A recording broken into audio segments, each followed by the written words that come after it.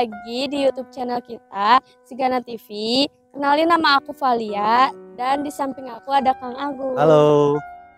Nah, Sigana Lovers, kita berada di Keramatnya Jajawai yang ada di daerah Dago, Kota Bandung nih. Di mana Keramat Jajawai ini dipercayai oleh masyarakat sekitar sebagai petilasan Eyang Sulada atau Eyang Lada. Oh iya Kang Agung, boleh diceritakan sedikit tentang petilasan Eyang Sulada ini? Ya, jadi begini ya Valia dan Sigana Lovers. Keramat Jajawai ini dikenal oleh masyarakat Dago, terutama khususnya Dago dan Lembang. Dipercaya sebagai tempat petilasan atau dari makom keramatnya dari Eyang Sulada atau Eyang Lada yang sangat terkenal di Kota Bandung. Nah, di mana menurut kepercayaan masyarakat sekitar, di sekitar lokasi ini mungkin sekarang sudah tidak terlihat ya bentuk nisannya, tapi dipercaya 2 pohon kembar ini sebagai nisannya Eyang Sulada. Dari informasi yang diterima oleh saya bahwa banyak sekali masyarakat Kota Bandung yang berziarah, terutama kalau di malam Jumat ya, ke lokasi ini untuk mengalap berkah kalau istilah dari orang Sunda mah, seperti itu. Kang, menurut mata batinnya Kang Agung, tempat ini tuh seperti apa sih? Jadi begini ya Val, kalau dari mata batin yang saya lihat ya di lokasi makam ini seperti satu kerajaan, tapi juga merupakan portal atau gerbang keempat ya menuju kerajaan besar yang ada di Gunung Tangkuban Perahu. Mungkin orang-orang dulu bisa mengenalnya sebagai Gunung Sunda. Ini sebagai gerbang keempat, mungkin bisa dilihat ya masyarakat sekitar oleh Sigana Lovers. Sekeliling makam ini juga terbanyak makam-makam tua yang ada di lokasinya di sini.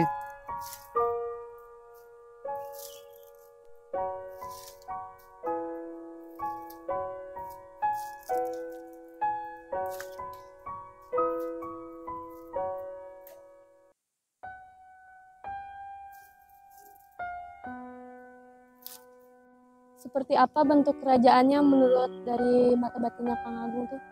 Kalau dari menurut mata batin saya ya, ini ada satu bangunan yang sangat besar.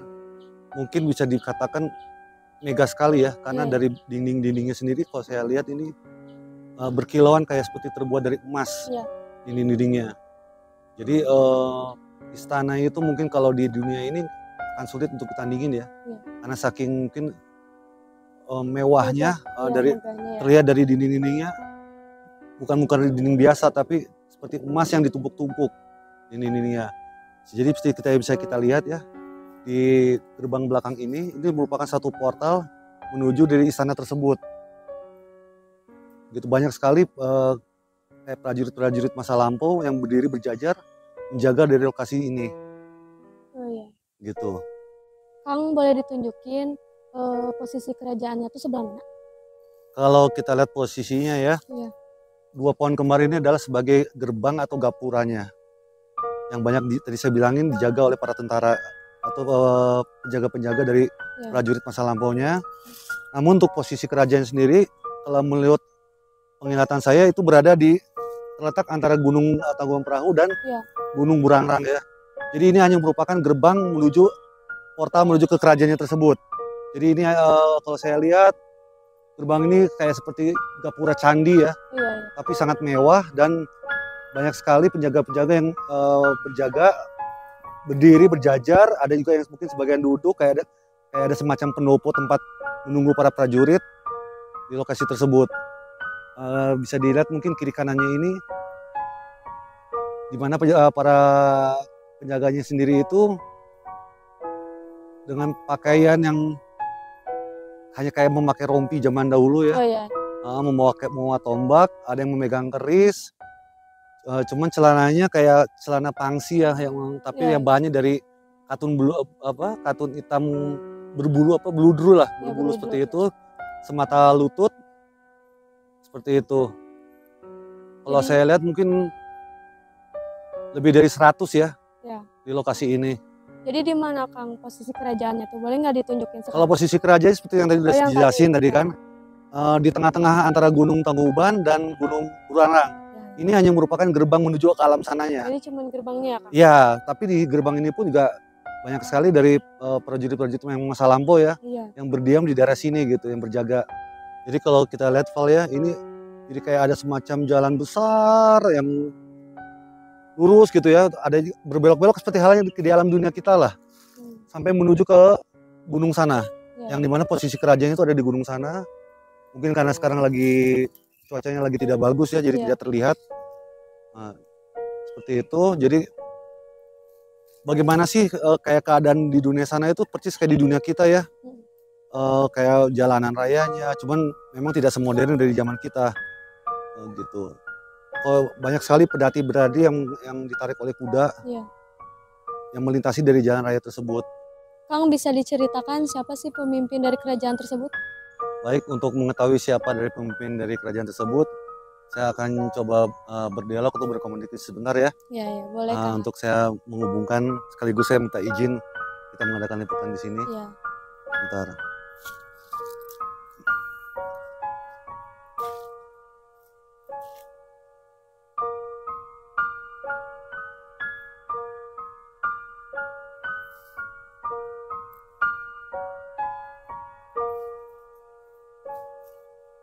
Kalau dari komunikasi singkat tadi ya, kerajaan ini dipimpin oleh seorang putri yang sangat cantik, yang dimana beliau mengatakan bahwa dirinya sebagai Nyimas Kentring Manik ya, sebagai penguasa dari Tatar Sunda, seperti itu.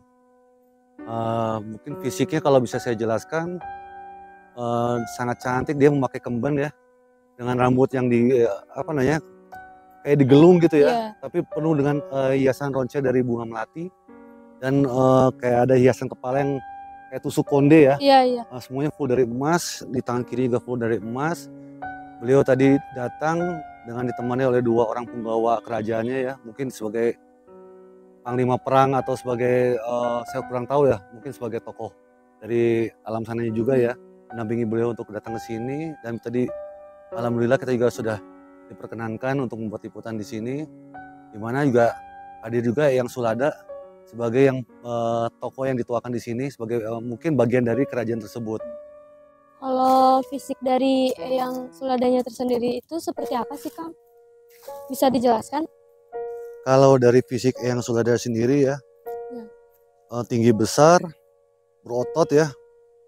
Tadi seperti yang saya jelaskan, dia memakai rompi, tapi rompinya itu kayak zaman dahulu ya.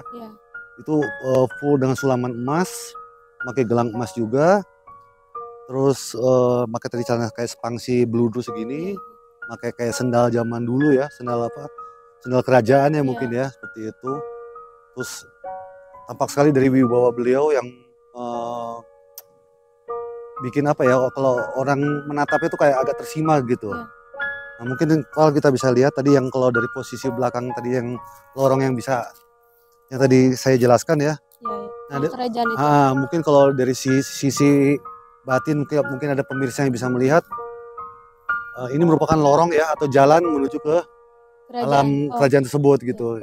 Dimana ini adalah merupakan gerbang keempat ya dari 7 gerbang yang ada. Oh iya Kang Agung, di sini tuh banyak pusaka enggak sih? Kalau dari penglihatan saya ya, ini merupakan satu gudang pusaka malah ya. Banyak sekali pusaka yang bertebaran di sini. Ada batu, ada keris, ada tombak, tapi tentunya yang mereka ini dikuasai oleh dari alam sebelah ya. Tapi tidak tertutup kemungkinan pusaka-pusaka tersebut dapat diberikan memang apabila ada jodohnya dengan orang yang di masa sekarang, ya orang tertentu. Makanya bisa kita lihat Paul, di sini banyak tempat duduk-duduk untuk orang yang untuk mengalap berkah ya. Nah, kalau dari informasi yang saya terima dari masyarakat sekitar, banyak yang berhasil ya, mereka mengalap berkah di sini dan mendapatkan kenang-kenangan pusaka dari penunggu alam sini. Oh iya. Seperti itu. Posisi pusakanya tuh di mana Kang? Bisa ditunjukin nggak? Hampir menyebar ya Val ya. Tapi kalau untuk yang posisi gudang pusakanya sendiri, mungkin kalau bisa kita lihat di Growok ini ya, mungkin kalau pemirsa ada yang bisa mempunyai mata batin juga, di lokasi ini ada satu bangunan yang banyak penjaganya, dan di belakang bangunan tersebut ada satu ruangan yang banyak pusaka yang tergeletak ya, kayak ditata rapi seperti itu. Tadi yang seperti saya bilang ada keris, ada ini. Tapi di tempat lain pun banyak ya. Kayak contoh mungkin bisa dilihat di bawah situ juga ada, kalau saya lihat ya. Kayak ada satu mata tombak, mungkin bisa disorot ke arah bawah sana. Itu ada satu pohon itu, di bawah pohon yang mati itu ada beberapa pusaka kayak tombak, mata keris ya, tapi nggak ada kerangkanya itu, nggak ada sarungnya ya, hanya mata kerisnya nancep. Terus ada lagi juga beberapa batu yang berkilauannya yang tersebar di sini. Jadi ini kayak merupakan suatu lokasi yang penuh dengan pusaka-pusaka yang berserakan gitu. Jadi makanya kenapa di sini banyak daerah sini dikeramatkan oleh masyarakat sekitar, karena sudah banyak yang mendapatkan kenang-kenangan pusaka dari penunggu keramat ini, seperti itu. Dan mungkin untuk diketahui ya oleh pemirsa sekalian, untuk orang-orang di sini mempunyai pantangan untuk menyebutkan lada ya.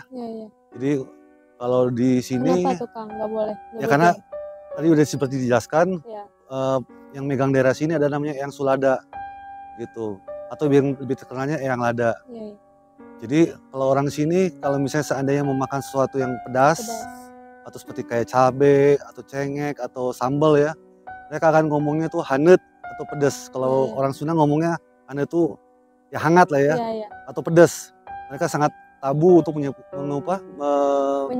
menyebutkan kata lada, karena dari informasi penduduk sekitar, kalau untuk penduduk asli, apabila mereka menyebutkan nama tersebut, itu akan bisa mengakibatkan kesurupan ke orang yang jadi kayak seakan-akan yang Sulada ini dipanggil gitu oleh anak keturunan yang di sini gitu.